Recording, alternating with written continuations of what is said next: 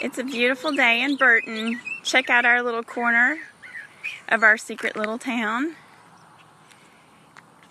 It's peaceful and quiet here, except for the birds. Good morning from sunny Burton, Texas, where our secret little town is a ghost town most Monday, Tuesday, and Wednesdays. We're mostly a weekend town. So on this downtime, I thought I would share our little town with you. Over there you'll see the Pig and Whistle, and we'll go visit that in a second. The Burton Roadhouse. Used to be the Burton Cafe, and this series of buildings that are used for storage units.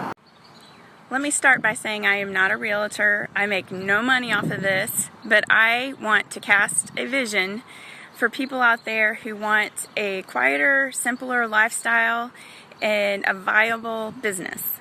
The saddest part about Burton is most of our downtown is occupied by empty buildings. This building is used as a storage unit for antique office furniture, and that building down on the other side is vacant. Not a weekend goes by that I don't miss the Burton Cafe and George and Lucy. I hear stories about how this former restaurant had lines out the door waiting for people to get in to eat, with the most amazing pies.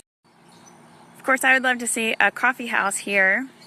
I would be the best customer because I would just come down this alleyway from the coop. I can almost yell my order. Well, let's just say there's scope for the imagination in this little gym that sits vacant ever since we moved here. It's just screaming for some love and attention. We have an amazing army of volunteers that maintain the old Burton Railroad Station, and Girl Scouts maintain this beautiful butterfly garden. And then back there sits another empty. Again, I am not a realtor, and I don't make any claims that these properties are for sale or available, but I just am casting a vision on the scope of imagination that Burton holds. There is so much potential here, and I hope you see it.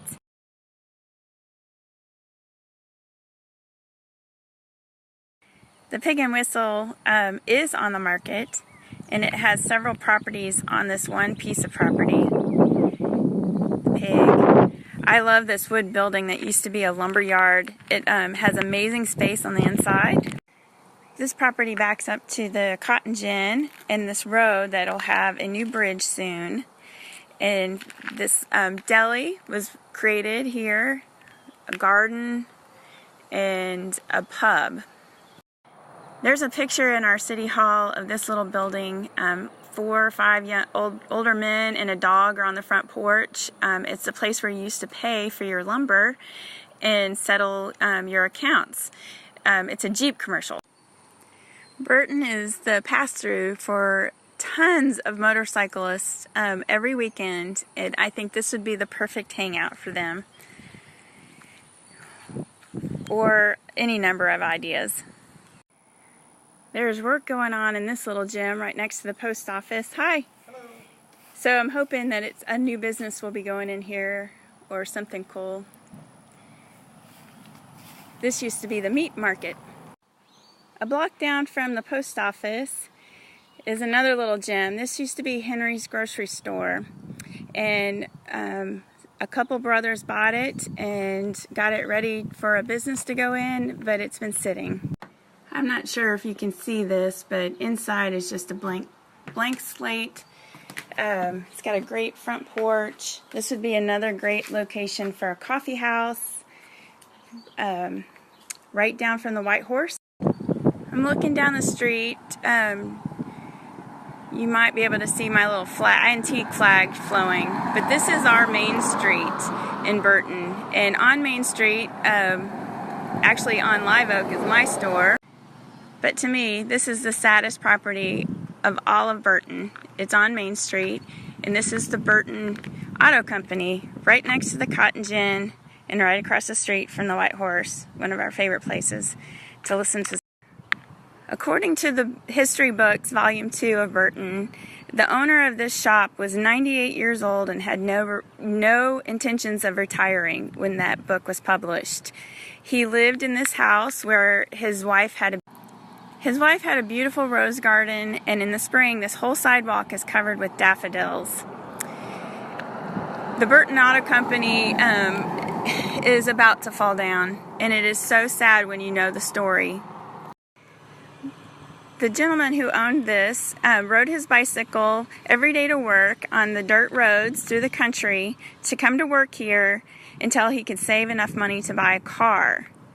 And then he saved enough money to be able to buy this business when it was up for sale. He worked every day of the year except for 2 weeks in August for vacation, and again, he was 98. It sits on such pretty property and backs up to the beautiful Cotton Gin. I see, well, my friend Abby saw a dance hall and that didn't happen, but I see a Harley dealership. So I hope my little tour of Burton showed you all the possibilities that we have. We have a lot of vacant buildings that are crying out to be revitalized and made new for new business. A few more fun facts. Burton is halfway between Austin and Houston, right off 290. We sit off the highway, so we don't have highway traffic coming through our town, but it is so convenient with 2 exits onto 290. I pray every day for creatives, for entrepreneurs, for visionaries, for historic preservationists, for revitalization experts. I pray that somebody will show somebody these videos and that we can get interest in Burton.